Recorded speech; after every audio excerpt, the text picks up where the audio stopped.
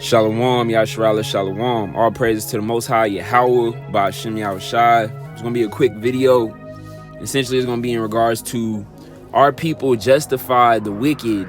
That's what keeps us destroyed.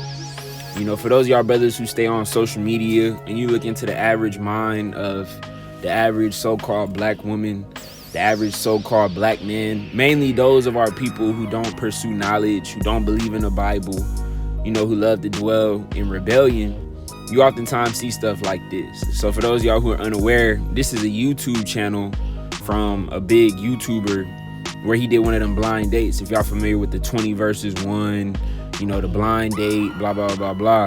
And this one is in regards to them picking blind dates based off of a mugshot. And, you know, I was watching the Boondocks, you know, throughout the week.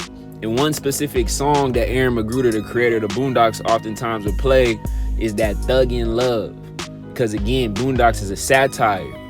And a lot of y'all brothers understand in the late 90s and the early 2000s, that's where you had a lot of the gangster rap, or the 80s as well, but you had a lot of the gangster rap, thug rap, 50 Cent, Tupac. And this is what you get today. You get the byproduct of effeminate, over-emotional, single mother raised men and women, and that's why the vast majority of our people are in a state of degeneracy. So I wanted to get this tweet real quick because somebody said right here, it says, this is why there needs to be a niggas versus black people civil war, or some type of legitimate separation and distinction. Black people shouldn't be lumped into the same category as people who will watch that or be in that video. And for those of y'all brothers who are familiar with Chronicles of Judah, you know, a lot of times when he would make videos, he would say a specific statement. He would say, a lot of our people gotta go. A lot of these niggas have to go. And when you say the word nigga, most people in this society would deem it as somebody who's ignorant, belligerent, who, you know, is kind of like a menace to society. Like when you watch that movie with Cain back in the 90s, right? And this is actually biblical. This is actually a biblical concept, that there will be a divide between those of the nation of Israel, the blacks, Hispanics, and Native Americans, but mainly the blacks of the captivity in America, those who are at a very low estate.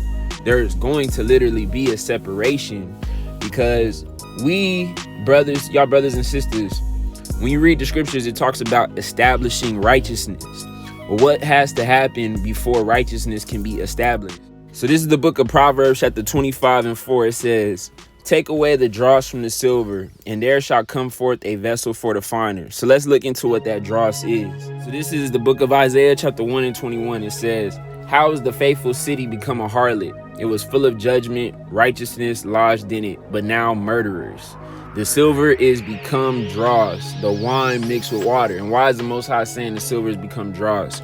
Because essentially his people are supposed to be chosen precious metals. Like when you go into Isaiah, it says, I will make a man like the fine wedges, the gold wedges of Ophir. Y'all brothers know in the book of Proverbs chapter 31, the Most High likens a righteous woman unto a precious ruby.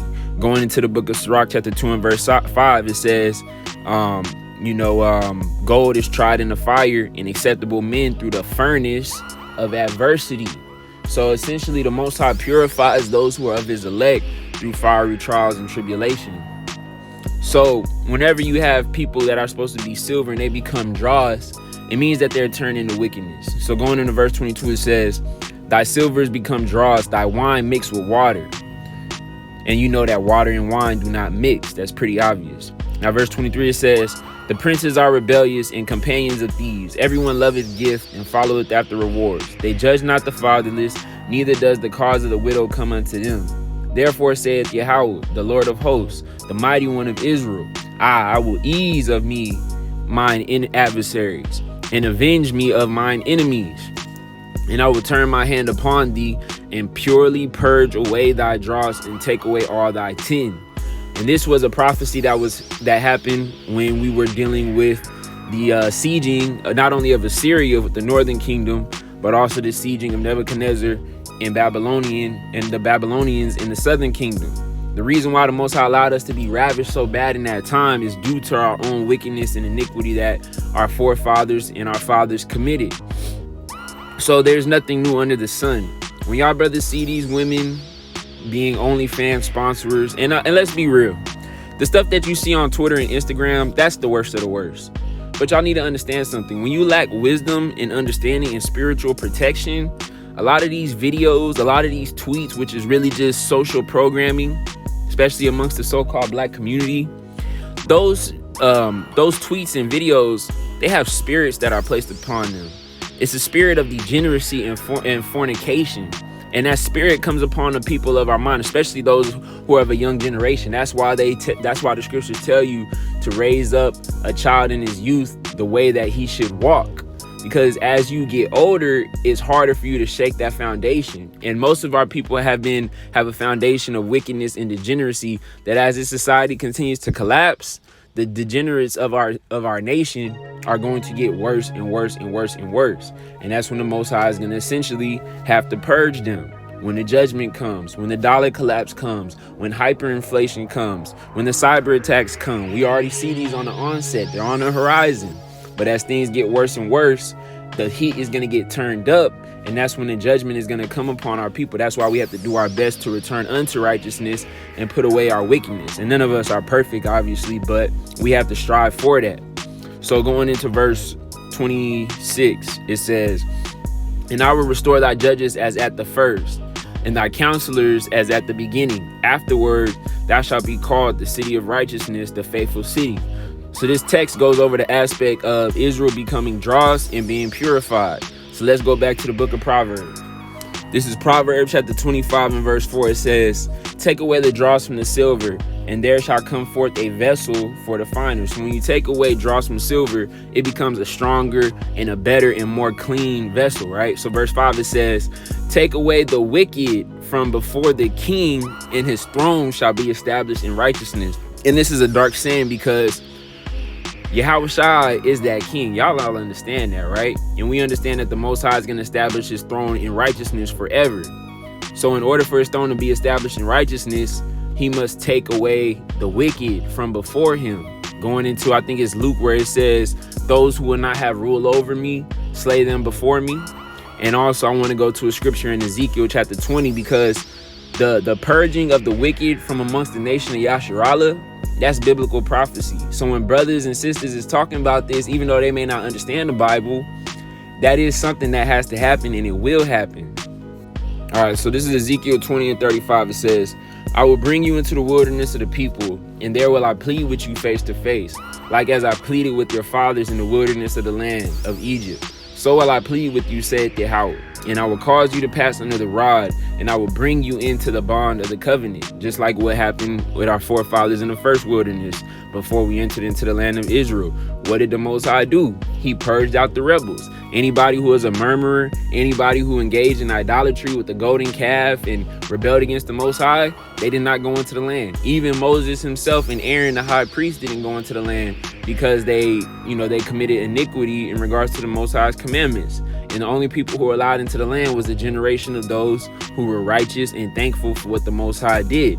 And it's a similar thing that's going to happen, except this time, instead of Moses or Joshua from the northern kingdom, it's going to be Joshua or Yahushua from the southern kingdom. Because read verse 38, it says, "And I will purge out from among you the rebels, and them that transgressed against me. I will bring them forth out of the country where they sojourn, and they shall not enter into the land of Israel. And ye shall know that I am Yahweh. As for you, O house of Israel, thus saith Yahweh, go ye, serve you every one of his idols. And hereafter also, if you do not hearken unto me, but pollute ye my holy name no more with your gifts and your idols. For in mine holy mountain, and in the mountain of the height of Israel, saith Yahweh, there shall all the house of Israel, all of them in the land, serve me. There will I accept them, and there will I require your offerings and your first fruits of your oblations with all your holy things." So this is a future prophecy. The rebels of our people are going to be purged. It says that plainly. And those of the house of Israel who are going to be deemed righteous will all serve the Most High, from the least unto the greatest. So when brothers speak about this and think that this is talking about the wicked and the righteous are going to all be reborn and worship the Most High in righteousness, no, that's not what it's talking about. There's going to come a point in time where all of those within Israel are going to be righteous, because the Most High is going to purge those who are wicked. You see what I'm saying? So getting back into the main point of the video, there has to be a separation. There has to be a divide, because ultimately that's the only way that righteousness can stand. You see, just like the scripture says, a little leaven leaveneth the whole lump. So if the Most High wants perfect unleavened bread spiritually when it comes to the nation of Yasharallah, he's going to take out the leaven by what? By fire. And the reason why the Most High is going to do it is because into Isaiah 5:20, it says, woe unto them that call evil good and good evil, that put darkness for light and light for darkness, that put bitter for sweet and sweet for bitter. And going into Isaiah 3:12, it says, as for my people, children are their oppressors and women rule over them. And going into the aspect with that pick, let's get it.